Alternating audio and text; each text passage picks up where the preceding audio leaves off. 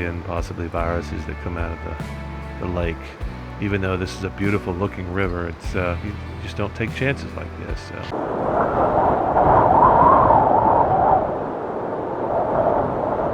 After rolling west towards Yellowstone and being rejected at the gate, I rolled back to Cody and some amazing roads towards the other gate before traveling up to top of the world on Beartooth Pass. And then, who do you think I ran into up there?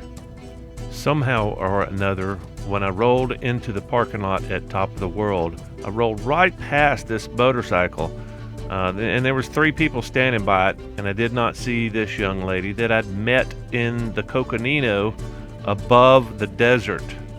You may remember Z from that video. She organized the event, and we wound up hanging out for a week in the Coconino forest before heading out. While I knew she was going to be in the area this week, we'd even made plans to get together. I did not expect to see her at this service station, and once she got her carburetors adjusted for the altitude, we got on the bikes and rode across Beartooth Pass.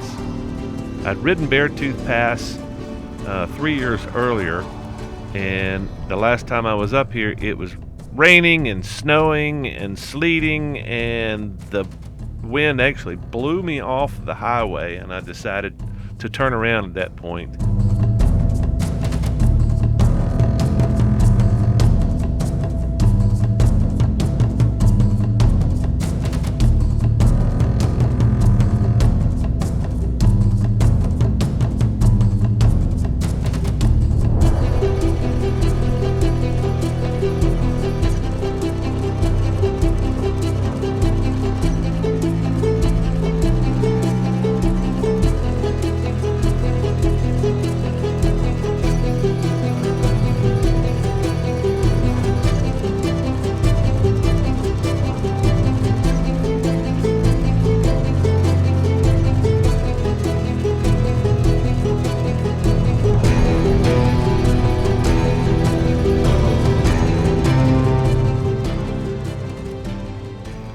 Since Z is a queen of social media, she insisted on stopping at several lakes to take some pictures for her Facebook account. And at this stop, as we got back on the bikes, there was a camera crew behind us with walkie-talkies and everything, shutting down traffic. But they let us go because I believe the action was behind us. And they were shooting a film with a helicopter and at least a couple of motorcycles, because I'd passed them earlier in the day before I got up to Beartooth. And it's really interesting being there on a day that the crew, and you can see the road is shut down here. They're shutting down traffic so they can have, I guess you have to get a permit or something like that to shoot up here. But it looked like a pretty serious outfit. At least they had enough gall to shut down the road to make things safer for their camera crew and the action team and everything that was going on. But it was kind of cool being up there, racing around on top of Beartooth while they were shooting a movie. Maybe one day we will see the results on the big screen. I hope so.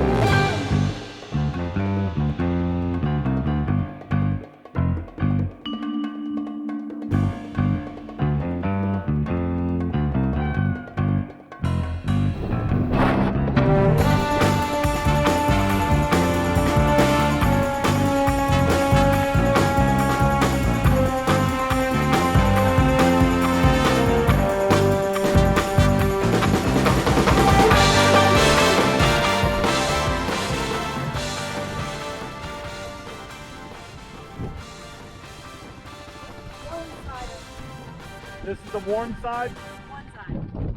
The next side is a little different. Yeah, I never made it this far. Well, I don't know. Maybe this is... There's a viewpoint that actually has some wax. And down here, that's a different view. I'm trying to remember. I don't remember any big rocks. I remember I came over the top and it just blew me off to the ditch, but this isn't it, I don't think.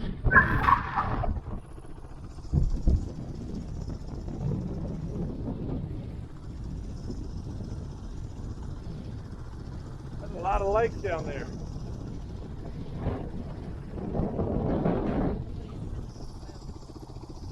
It doesn't take me long for a quick job.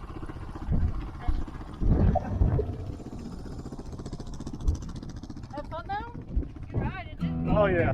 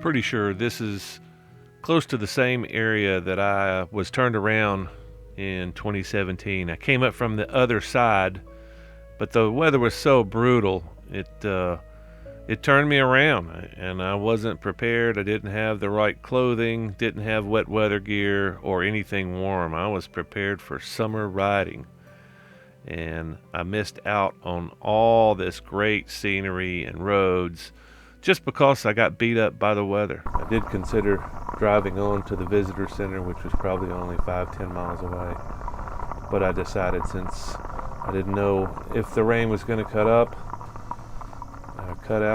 and I didn't know if I had access to heat in the visitor center. I really didn't know what to expect, so I didn't expect that there was any place to dry out, so I made the choice to turn around. It's really hard to describe how exciting Beartooth Pass and the Beartooth Highway is to ride. You'd have to actually see it for yourself. I wish I could have gotten the drone up, but it was just too damn windy. As we crossed over into Montana, the road descended into a series of switchbacks, which I was able to ride in 2017. And these are fantastic, and they descend down into the valley, and we rolled into Red Lodge after descending the switchbacks. Sadly, all the smoke from California and Oregon and Washington was covering the valley, so the views weren't quite as amazing as they typically are. But it really did not detract from the roads. There was not a lot of people in front of me, and the few that were easily passed because there were not a lot of people coming up the hill. And you could see all the smoky goodness in the distance. Normally you can see all the mountains all the way around. This is truly one of the most epic roads in America. Not only are the roads nice and twisty, lots of switchbacks, but on top of the mountain, on top of the pass, it's just amazing to see that far, to be able to see that far on a non-smoky, cloudy day. It's just really amazing. And the brisk, cool air at the top, transitioning into warmer air as you descend down into the canyon, just really makes it an amazing trip. And I would highly recommend anybody traveling through the West to put this on your list of priorities. There's really nothing quite like it.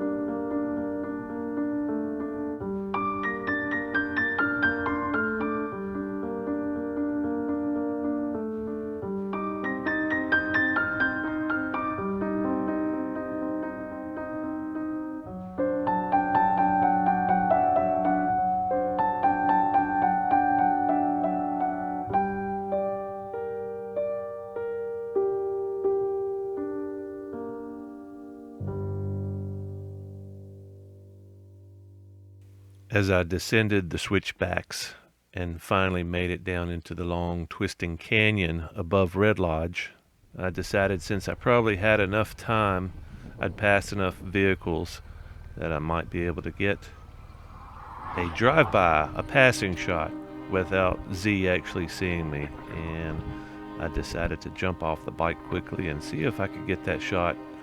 I always like to get those little shots that make things interesting. And I had to get off the bike and get all my camera set up and all that before Z got there, and not only that, be able to throw everything back in the case and catch up with her just in case she didn't see me. But I figured by the time she passed my bike that she would understand that, hopefully, that was me and not run off and leave me too far.